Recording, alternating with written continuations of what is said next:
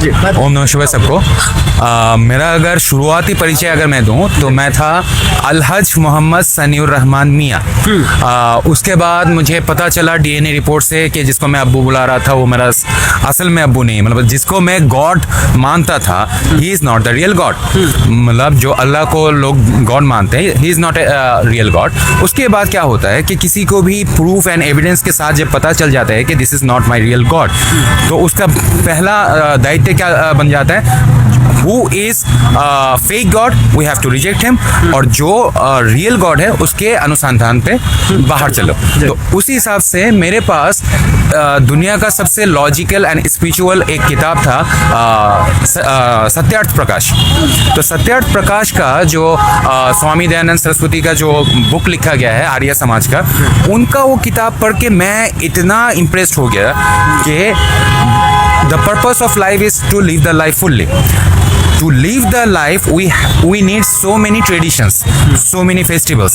तो उस चीज़ के लिए हमारा सनातन धर्म में काफ़ी सारे फेस्टिवल्स लाए हैं ताकि इस जगत में जो हम आए हैं चले जाएंगे, उसके बीच में हम लोग इंजॉय करके शांति से रह पाए।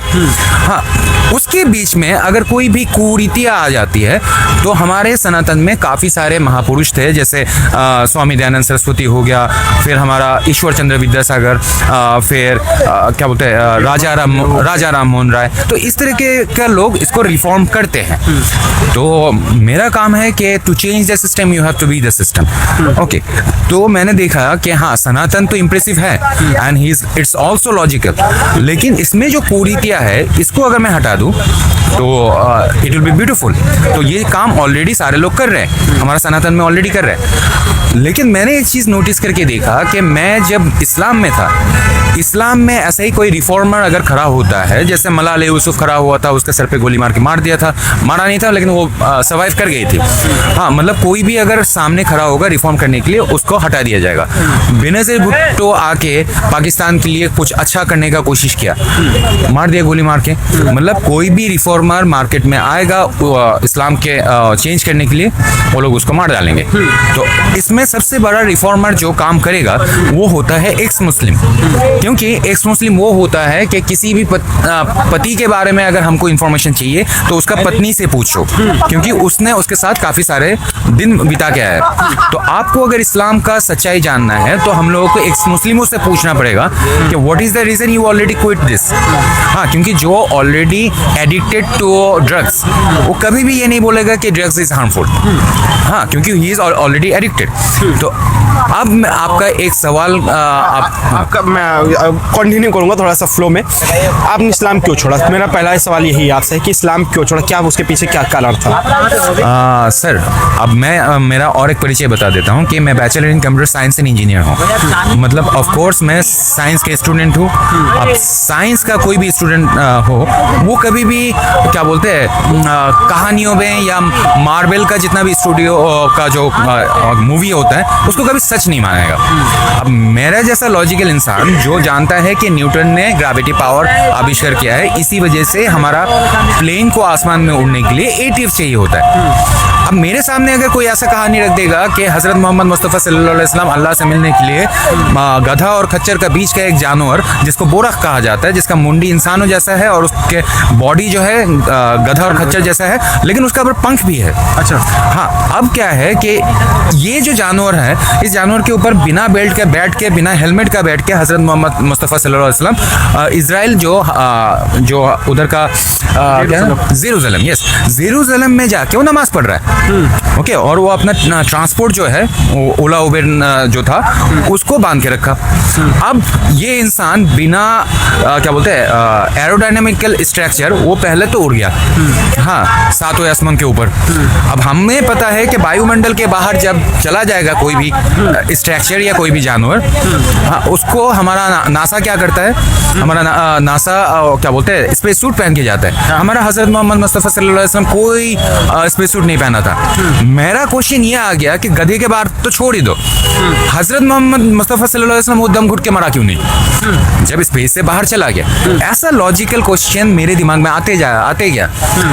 जब हमें पता है कि न्यूटन का ग्रेविटी है, तो कोई गधा बिना एटीएफ के या टर्बो फ्यूल का वो कभी इस क्या बोलते हैं स्पीड को ब्रेक ही नहीं कर पाएगा। तो तो which one is correct? The science. उसके बाद कि बारिश कैसे होता है, हम लोगों को पता है कि दुनिया में बहुत सारे वाटर सोर्स होते हैं, जैसे पोखरा हो गया, स्विमिंग पूल हो गया, या सी हो गया, ओशन हो गया। यहाँ का जितना भी पानी है सूरज का ऊष्मता से ये पूरा क्या बोलते हैं वेपोरेट हो जाता है, और दुनिया का एक स्टेप पे जाके वो क्लाउड बन जाता है, और बाद में क्लाउड से बारिश होता है। ये है हमारा साइंटिफिक एक्सप्लेनेशन। इस्लाम का एक्सप्लेनेशन ये है कि अल्लाह का 4 फरिश्ते थे, 4 फरिश्ते में से इसराफिल, फिर अज़राइल, जिब्राइल और मिकाइल। अब ये जो लास्ट वाला मिकाइल है, इसका कियारे ये है कि रिस्पॉन्सिबिलिटी जो है उनका वो है कि अल्लाह जब बोलेगा कि कौन के बारिश बरसाओ, वो उस पर्टिकुलर एरिया में जाके बारिश बरसा के आ जाएगा। हाँ, ऐसा लग रहा है कि स्विगी डिलीवरी बॉय। लेकिन अगर इस तरह से होता तो फिर सऊदी रेगिस्तान क्यों होता? यही तो बात है। मुसलमान तो सबसे ज्यादा वहीं रह रहे थे, बाकी जगह तो काफिर ही थे। अरे वही तो बात है कि उस टाइम मैंने थोड़ा सा एनालाइज किया कि बेटा क्या बोलते हैं, सत्य दो नहीं हो सकता। कोई भी एक इवेंट का सत्य एक ही होगा, हाँ, और झूठ तो मल्टीपल बन सकता है। अब मैंने कैलकुलेट किया कि अगर ऐसा होता कि मिकाइल क्या बोलते हैं अपने कंधे में बारिश ले जाके उधर जाके बरसा के आ रहा है, तो इसके मतलब सहारा डेजर्ट में भी बारिश होना चाहिए था, सिर्फ रेन फॉरेस्ट में क्यों हो रहा है? इसके मतलब हमारा जो साइंटिफिक एक्सप्लेनेशन है that is acceptable and not this one. तो जो एक्सेप्टेबल नहीं है उसी को मैंने छोड़ा है, इसमें रॉकेट साइंस कुछ भी नहीं है, और हर एक मुसलमान को छोड़ना चाहिए। लेकिन इस्लाम में तो सवाल पूछना हराम है। अकल कहते हैं ना कि अकल का दखल नहीं होना चाहिए। अब देखो, हम जितना भी लॉजिकल पर्सन है, हम सबको पता है कि to reach the truth you have to doubt. Doubt is the first step to reach the truth. हाँ, इसीलिए हमारा NIA हो, हाँ, नेशनल इन्वेस्टिगेशन एजेंसी जो है, उसका पहला काम क्या है? शक करो। ATS, एंटी टेररिस्ट स्क्वाड, उसका पहला काम क्या है? शक करो। मतलब ये लोग चाहते हैं कि सच्चाई तक पहुंचने के लिए, इसीलिए ये लोग शक करते हैं। अब जो लोग नहीं चाहते कि कोई भी हमारा सच्चाई तक पहुंचे, वो लोग क्या बोलेंगे? सवाल मत पूछना, सवाल मत पूछना। जैसे मेरा सवाल बचपन से यही सवाल, क्योंकि जब तक आप सही सवाल नहीं पूछोगे सही जवाब मिलेगा नहीं। सवाल ही सही होगा तो जवाब भी सही मिलेगा। जब तक डिबेट नहीं होगी तब तक कुछ सही नहीं होगा। अरे देखिए सर, न्यूटन जैसा ब्रेन तो मैं नहीं रख सकता, लेकिन न्यूटन दुनिया का सबसे ग्रेटेस्ट एक साइंटिस्ट हुआ करता था। लेकिन उसका भी कोई भी हाइपोथेसिस बोलो या थ्योरी बोलो, उसको जब हम लोग इंप्लीमेंट करते हैं, before that we are falsifying testing that. मतलब अलग अलग साइंटिस्ट सारे लोग उसको फॉल्स प्रूफ करने की कोशिश करेगा। जब एकदम एक्सट्रीम लेवल पे जाके बोला जा रहा है कि इट्स कांट बी डिफीटेड, तब जाके उसको एक्सेप्ट करते हैं। अच्छा, अब तुम अगर बोल रहे हो कि अल्लाह अकबर, मतलब अल्लाह सबसे बड़ा है, चलो फॉल्सिफाई टेस्ट तो करने दो। लेकिन फॉल्सिफाई टेस्ट में ये लोग आएंगे नहीं, कभी नहीं आएंगे। यहाँ ही पता चलता है कि कितना खोखला है इसका फाउंडेशन। अच्छा, अब हम लोग मुद्दे पे आते हैं थोड़ा सा, जो अभी जिस पे हम लोग बात कर रहे थे। पहला मुद्दा यही है कि वंदे मातरम नहीं बोला जा रहा है। वो जो मुसलमान है वो कह रहे हैं कि भाई हम वंदना कर ही नहीं सकते, अल्लाह के अलावा हम किसी के वंदना नहीं कर सकते हैं। लेकिन भाई जो भी दूसरे धर्म के लोग हैं, चाहे हिंदू हो, चाहे क्रिश्चियन हो, या सिख हो, चाहे ईसाई हो, अगर उनसे पूछा जाता है कि आपके लिए धर्म पहले या देश पहले, तो सबसे पहले कहते हैं कि मेरे लिए देश पहले आता, धर्म बाद में आएगा। लेकिन ये इस्लाम में ये कॉन्सेप्ट क्यों नहीं है कि अपने देश को सबसे पहले रखना चाहिए? जिस देश में रह रहे हो, जिस देश का खा रहे हो, जिस देश का पी रहे हो पानी, नमक खा रहे हो, उस देश को आगे क्यों नहीं रखते हैं इस्लाम मुस्लिम लोग? क्या रीज़न है? आप तो एक्स मुस्लिम, आप तो डीप रूट नॉलेज होगी इस चीज़ के बारे में, क्या सोचते हैं? सोचते नहीं है, इसका फैक्ट मैं बता देता हूँ कि मुस्लिम ईमान से बनता है। ईमान में यही बोला जाता है कि ला इलाहा इल्लल्लाहु मुहम्मद रसूलुल्लाह, अल्लाह के अलावा कोई रब नहीं है और हजरत मोहम्मद मुस्तफ़ा सल्लल्लाहु अलैहि वसल्लम उसी रब का नबी है। अब ये है उसका ईमान, और उसको ये भी बोला जा रहा है कि अल्लाह के अलावा किसी और का इबादत का हक भी नहीं है किसी को, अल्लाह के अलावा किसी का इबादत। और मुस्लिम लोग क्या करते हैं? प्रेयर नहीं करते क्रिश्चियनों की तरह। वो लोग क्या बोलते हैं, सजदा नहीं, सॉरी, वो लोग साष्टांग नमन नहीं करते। उन लोगों का प्रोसीजर बस एक ही है, इबादत। अब हमारा जो वो शब्द है वंदे मातरम, वंदे मातरम का मतलब है हम माँ तेरी वंदना करते हैं। इसमें माँ कौन है? और धरती माता, हमारा इंडिया, भारत माता। इधर भारत माता को समझाया जा रहा है कि माता मैं आपका वंदना करता हूँ। अब जिस कम्युनिटी का कॉन्सेप्ट ही ऐसा ही शुरू होता है कि अल्लाह के अलावा किसी का इबादत नहीं करना चाहिए। अगर हम ये भी बोलते हैं कि भारत माता का इबादत करो, वो भी नहीं करता, हम वंदना करने के लिए बोल रहे हैं, वो तो जिंदगी में कभी भारत माता की जय कभी नहीं बोल सकता। वो लोग क्या बोलते हैं, एक पल के लिए हाँ मोदी का जय बोल सकता है जो कट्टर मुसलमान है, लेकिन भारत माता की जय कभी नहीं बोलेगा। जय फिलिस्तीन बोल सकते हैं, उनका फेवरेट डायलॉग है सर, जय फिलिस्तीन बोल सकते हो लोग। तो एक तरह से वंदना तो वो भी हो गई, जय फिलिस्तीन बोलना। किसी भी चीज़ की जयकारा लगा रहे, मतलब कि आप एक तरह जैसे जय अल्लाह बोल दीजिए, वैसी जय फिलिस्तीन हो गया ना। अभी इसमें एक चीज है, जिंदाबाद ये अलग शब्द है और वंदना अलग शब्द है। वंदना ये है कि हम अपने आप को कमजोर कर रहे हैं किसी एक वस्तु या किसी एक इंसान या किसी एक कॉन्सेप्ट को। कॉन्सेप्ट कैसे? धरती हमारी माता है, धरती हमारा माता है, ये कॉन्सेप्ट मुस्लिम लोग मानेंगे नहीं, क्योंकि इस्लाम में बोला गया है कि अल्लाह के अलावा कोई वंदना करने का लायक ही नहीं है। तो भारत माता को वंदना कैसे कर सकते हैं जब अल्लाह ने खुद बोल दिया कि मेरे अलावा किसी का वंदना कर ही नहीं सकते। तो कोई भी मुस्लिम अगर खुद बोल रहा है मुंह से Vande Mataram, he is telling लाई।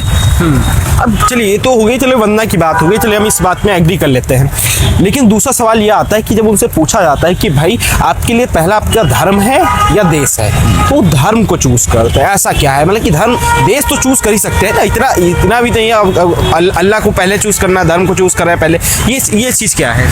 देखिए सर, उनको ये बचपन से बोला जाता है कि ये जो दुनियादारी है ये सारे मिथ्या है, ये सारे झूठ है, असली दुनिया तो मरने के बाद शुरू होता है। हाँ, पोस्ट डेटेड चेक का एक आशा देके रखा है कि भाई तुम मरने के बाद ये सारे चीजें तुम्हें मिलेंगे।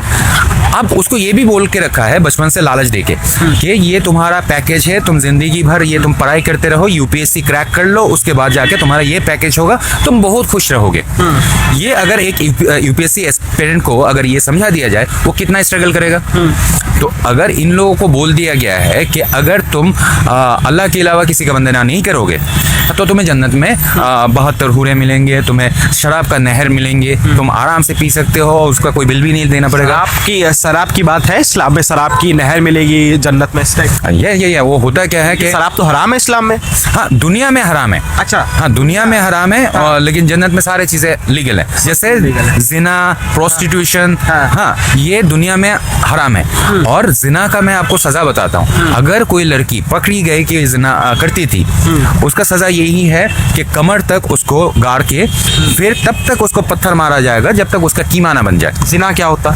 जिना इसको बोलते हैं कि कबूल है, कबूल है, कबूल है, बिना बोल के अगर कोई शादी किया है, इस्लाम में निकाह होता है। हाँ। इसके मतलब हमारा जितना भी हिंदू कपल्स है वो सारे जिना खोर ही है, सारे जिना ही कर रहे हैं। इनकी शादी उन लोग के नज़र में बस उसी को बोला जाता है जिसको निकाह वो लोग बोलते हैं कि मैंने तुझे इतना पैसों से खरीद रहा हूँ, जिसको मोहराना बोला जाता है, देन मोहर बोला जाता है। मैं तुझे इतना पैसों से खरीद रहा हूँ और बदले में तू मेरी हो जा।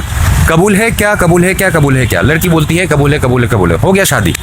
हाँ, और इतना स्ट्रॉन्ग मजबूती है ना इस शादी में कि पति अगर गुस्से में अगर बोल दिया कि तलाक तलाक तलाक, हो गया, उसका तलाक हो गया। अब जिहाद पे आते हैं। जिहाद का कॉन्सेप्ट क्या है? क्योंकि अभी अरशद मंडी का एक बयान आया था, वो कह रहे थे कि जब तक मुसलमान के साथ अत्याचार होगा तब तक जिहाद होगा। इस पर जिहाद का कॉन्सेप्ट क्या है इस्लाम में? अच्छा देखिए, मैं आपको बताता हूँ कि आपको अगर ड्राइविंग के बारे में किसी से जानना है, वो साइकिल चलाने वाले से तो पूछोगे नहीं, वो किससे पूछना है? ड्राइवर से। हाँ, ड्राइवर ही उसके बारे में बता सकता है। MBBS अगर हमें अच्छी तरह जानना है तो हमें डॉक्टर से पूछना पड़ेगा व्हाट इज MBBS। अगर हमें जिहाद अच्छी तरह जानना है तो हमें कोई भी पॉलिटिकल धंधा करने वाले से हमें पूछना नहीं चाहिए। हमें किससे पूछना चाहिए? उसामा बिन लादेन से पूछो व्हाट इज जिहाद। हाँ, अजमल कसब से पूछो व्हाट इज जिहाद। या फिर क्या बोलते हैं, पहलगांव में जो लोग अटैकर्स आए थे उससे पूछो व्हाट इज जिहाद। वो लोग अच्छी तरह एक्सप्लेनेशन दे पाएंगे। वो तो कभी देंगे ही नहीं। जैसे सिगरेट बेचने वाला जिंदगी में कभी ये प्रमोट करेगा कि सिगरेट पीने से कैंसर होता है लंग्स में? Of course not. इसीलिए ये लोग बोलते हैं कि इस्लाम तो शांति का बात करता है, मोहब्बत की बात करता है। हाँ, जिस तरीके से कोका कोला हमेशा बोलते हैं कि कोका कोला पीने से तुम्हारा लीवर में कभी डैमेज नहीं होगा। हाँ। So this is their business. Whatever they are saying, what is the good thing? ये मुस्लिम लोग अपने धर्म के बारे में जितना भी अच्छी अच्छी बातें कर रहे हैं ना, this is the marketing, this is a false marketing, ताकि false marketing भी हो लेकिन लोग एक्सेप्ट तो करें। और होता क्या है कि जब भी एक चोर एक्स चोर, मतलब पहले चोरी करता था या फिर उसको पता है कि मेरे खानदान में सारे लोग चोर थे, वो लोग कभी भी जब भी कहीं चोरी होता है ना, वो लोग थोड़ा सा क्या बोलते हैं, छुपे हिचकिचा जाते हैं। और यहाँ तक कि वो लोग ये करते हैं कि वो जो चोरी किया है ना, वो असल में वो मजबूरी थी उसका। हाँ, he was a victim, that's why he is a terrorist. हाँ, अगर वो गरीब ना होता, अगर वो ये ना होता, ऐसा काफी सारे चीजें बोलते। अच्छा, और सबसे बड़ा पॉइंट इधर आता है, मैं सबके पास ये क्लियर करना चाहता हूँ। बोलते हैं कि टेररिस्ट का कोई धर्म नहीं होता। बहुत बड़ा कॉन्सेप्ट है कि टेररिस्ट का कोई धर्म नहीं होता। ठीक है, मैंने मान लिया टेररिस्ट का कोई धर्म नहीं होता, लेकिन जितना भी टेररिस्ट पकड़े जाते हैं उसको प्लीज मेडिकल में जिस तरीके से पूरा नोट करके नंगा करके चेक किया जाता है कि व्हाट इज हिज रिलीजन, तो वो रिलीजन चेक किया जाए, 110% उसका खतना किया होगा। चलो, टेररिज्म का कोई धर्म नहीं होता, लेकिन खतना किया हुआ इंसान का धर्म क्या है ये बताओ मुझे। ऑफ कोर्स दैट इज मुस्लिम। हाँ, अगर हमें बार बार ये चीज पता चल रहा है कि वर्ल्ड बस 5 मिनट। वर्ल्ड ट्रेड सेंटर गिराने वाला और उसको सपोर्ट करने वाला उसामा बिन लादेन है, जिसका रिलीजन है इस्लाम। जब हमारे ऊपर गद्दाफी या फिर क्या बोलते हैं, जितना भी नहीं, जैसे अजमल कसब, ये लोग जब हमें हेट फैलाते हैं तो उसी टाइम ही तो हमें पता चल जाता है कि this community doesn't love us, they hate us. और हम जिस मिट्टी का वंदना करते हैं उसके खिलाफ हम लोग स्टेटमेंट्स देते हैं। और सबसे गंदी बात, ये हमारा हिंदुस्तान है, हिंदुओं का स्थान। ऑफ कोर्स ये बोलना ही पड़ेगा, हिंदुओं का स्थान, क्योंकि बस 5 मिनट आ रहे बस। ठीक है, कहा था कहाँ पर था वो, आप क्वेश्चन कर लो। जिहाद कर रहे थे। जिहाद पे अच्छा, दूसरी बात यह है कि जिहाद जो कॉन्सेप्ट को बार बार उसका क्या बोलते हैं स्टेटस, उसका प्रेस्टीज बचाया जा रहा है बार बार कि जिहाद इज अ गुड थिंग, जिहाद is misinterpreted by BJP, by Hindus, we are the peaceful community. Okay, ठीक है, तुम अपना फेक मार्केटिंग तुम चलाते रहो।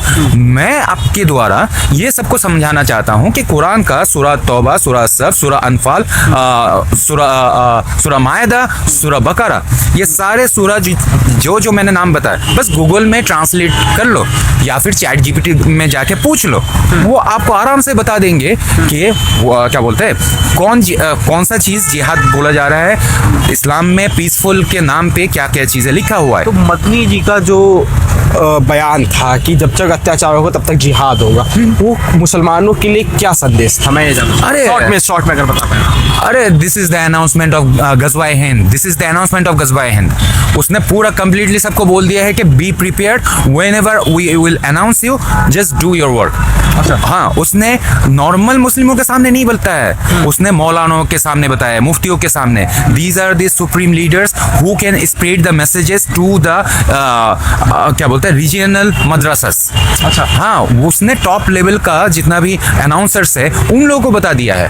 और सबसे खतरनाक बात है कि ये स्टेटमेंट सिर्फ हिंदी में होने की वजह से हमें समझ में आ रहा है, लेकिन दिस टाइप ऑफ जो स्टेटमेंट्स है वो लोग हर जुम्मा के दिन अरबी में वो लोग अपने मस्जिद में बजाते हैं। अच्छा, ताकि हम लोग समझ ना पाए। तब क्या होगा जब ऐसा ही मदनी जो स्टेटमेंट ये देता है कि ये देश जितना मोदी और मोहन भगवत का है उतना ही हमारा महमूद का है। Who is Mahmood? महमूद वो टेररिस्ट है। Mahmood was a, I don't want to use the slang language, जो भी हो, this is a bloody terrorist Mahmood. और महमूद कौन था? जिसने अफगानिस्तान में पिशावर में अटैक किया था। जयपाला नाम का हमारा हिंदू राजा को उसने डिफीट किया, हत्या किया, उसके बाद खुद राजा बना हुआ का। ओके, अगर वो बोल रहे हैं कि ये देश जितना मोदी और मोहन भगवत का है उतना ही महमूद का है, तो मेरा स्टेटमेंट भी एंटी नेशनल नहीं है कि ये देश जितना नेताजी सुभाष चंद्र बोस का है उतना ही अजमल कसब का है। या फिर मेरा ये बात भी लोगों को एक्सेप्ट करना पड़ेगा कि this is not a anti national statement कि ये देश जितना छत्रपति शिवाजी का है उतना ही बाबर का है या औरंगजेब का है। So he is a anti national and he is giving a anti national statement. और ये जो बात है कि जब जिहाद होगा, जब अत्याचार होगा, जब अत्याचार होगा तब तक जिहाद होगा, it's a clear cut announcement of Ghazwa-e-Hind, nothing else.